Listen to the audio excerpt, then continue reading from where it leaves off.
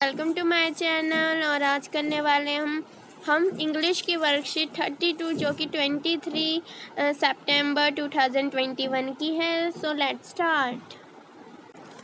ये रही आपकी वर्कशीट 32 डायरेक्टरेट ऑफ एजुकेशन से आई है। जो सब्जेक्ट इंग्लिश क्लास 10th, यहाँ पे आप अपना नाम लिख देना। और ये वर्कशीट 32 है। नेम ऑफ क्लास टीचर, और ये इस डेट की वर्कशीट है। ये वर्कशीट आई है हमारी फर्स्ट फ्लाइट बुक के चैप्टर नंबर 3 से 2 stories about flying the black aeroplane. अगर आपने ब्लैक एरोप्लेन की स्टोरी नहीं आपको नहीं पता तो प्लीज़ एक बार वो स्टोरी अपनी बुक से रीड कर लें, या फिर मैं समझा देती हूँ। इस स्टोरी में एक ब्लैक एरोप्लेन की बात कही गई है, जो कि एक आदमी जो कि चला रहा है एरोप्लेन, और जो कि जिसका ब्लैक एरोप्लेन है जो कि बहुत ही ख़राब हो चुका है। और उस टाइम उसे क्रिसमस मनाने के लिए अपनी फैमिली के पास भी जाना है। अब वो वहाँ पे अचानक से बारिश होने लग जाती है और जा रहा होता है जब वो, और उसका स्काई में एक ही एरोप्लेन होता है, और जबकि उसे पता भी नहीं होता। और अचानक से मौसम बदल जाता है, सारी जगह क्लाउड्स आ जाते हैं और पूरा ढक जाता है। और तभी एक और एरोप्लेन वहाँ से आता है और उसको रास्ता दिखाता है और आगे तक ले जाता है। और फिर उसने अपना जो ये ब्लैक एरोप्लेन है वो उसे वहीं छोड़ता है, और जो वहाँ जाता है कंट्रोल रूम में, तो वो बोलता है कि जो मेरे साथ एक और एरोप्लेन जो आ रहा था वो कहाँ है, उसका शुक्रिया करने के लिए, बट वहाँ पे कोई होता नहीं है। ये स्टोरी है।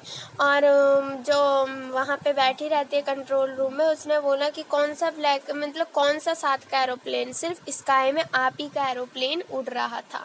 तो ये थी ब्लैक एरोप्लेन की बहुत इजी सी स्टोरी, ब्लैक एरोप्लेन की। ठीक है, अब इसी से जुड़े हुए कुछ क्वेश्चन आंसर हैं और उसके बारे में हम थोड़ा डिस्कस कर ले बेटा। आई होप आपको ब्लैक एरोप्लेन स्टोरी बहुत अच्छी लगी होगी, मुझे तो अच्छी लगी। ठीक है कि फिर उसने बाद में ये भी सोचा होगा कि कोई ईश्वर की तरफ से आया है, तो इस तरीके से।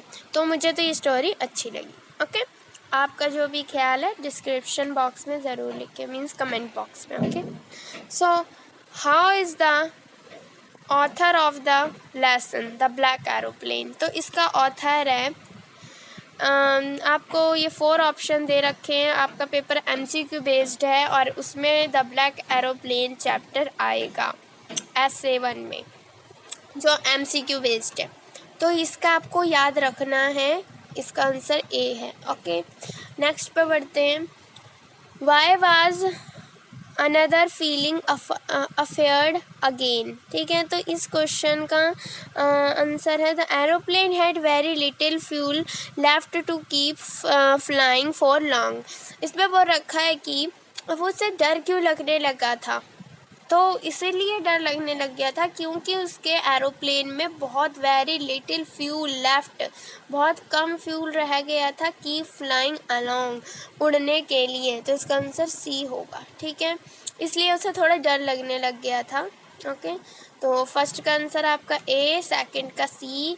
यहाँ पे मैंशनिंग बेटा मतलब यहाँ पे ये नंबरिंग गलत डाल रखी है, 3 है, ये 4 है। Okay, so the author choose to follow the black aeroplane because उसे ऑथर को क्यों लगा कि ब्लैक एरोप्लेन को फॉलो करना चाहिए, ऐसा क्यों लगा उसे। तो ऐसा क्यों लगा ये आपको क्वेश्चन पूछ रखा है। तो इसका all of the above. He was, उसने सोचा कि फर्स्ट में बोल रखा है कि उसे लगा कि कुछ दिख नहीं रहा था, हवा आंधी इन सब के कारण, और उसे रास्ता भी नहीं पता था।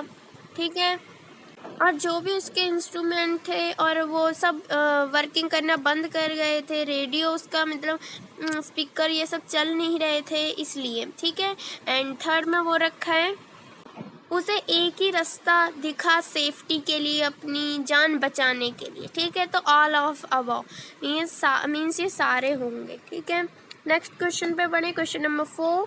क्वेश्चन नंबर 4 में क्या बोल रखा है आपको, which of the following statement is true.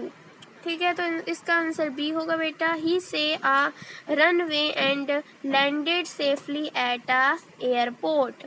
और वो जल्दी से दौड़ के गया और उसने आराम से सेफली एयरपोर्ट पे लैंड किया। तो ये इसका आंसर सही होगा। ठीक है, 5th क्वेश्चन देख लेते हैं। Where was the black aeroplane when the pilot landed at the airport. Okay, तो उसने कहाँ लैंड किया एरोप्लेन को? एयरपोर्ट में। तो he could see it anywhere, जहाँ पे भी उसका जगह मिली उसने वहाँ पे उसे कहाँ कर दिया? लैंड कर दिया। ठीक है, he could not see it anywhere, कहीं पे भी देखे बिना।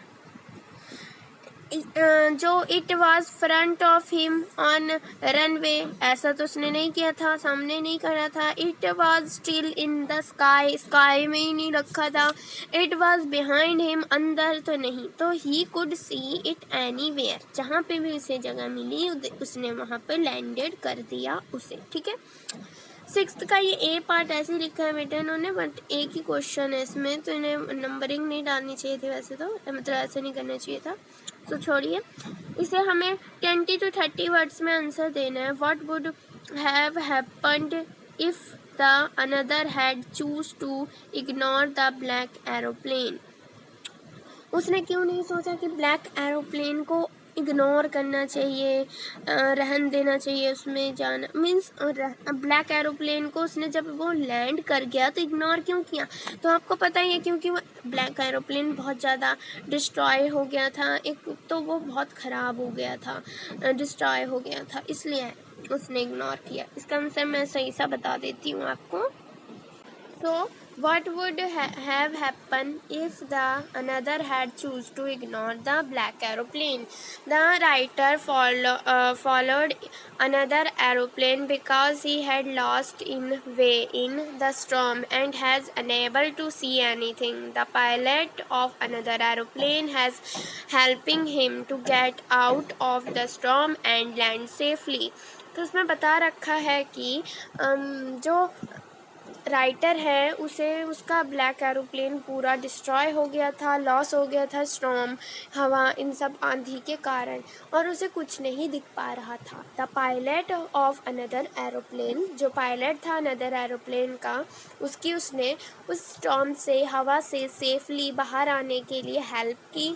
It had another had If the another had choose to ignore the black aeroplane, he would have been lost in storm. और उसने इसलिए इसे छोड़ देने में ही भलाई समझी इस स्टॉर्म के कारण। ठीक है, सो आई होप बेटा आपको पूरी वर्कशीट अच्छी तरह से समझ में आएगी। अभी भी कोई डाउट है, समझ आई होगी। अगर भी अभी भी कोई डाउट है तो प्लीज़ मुझे बताओ। Thank you so much for watch my video.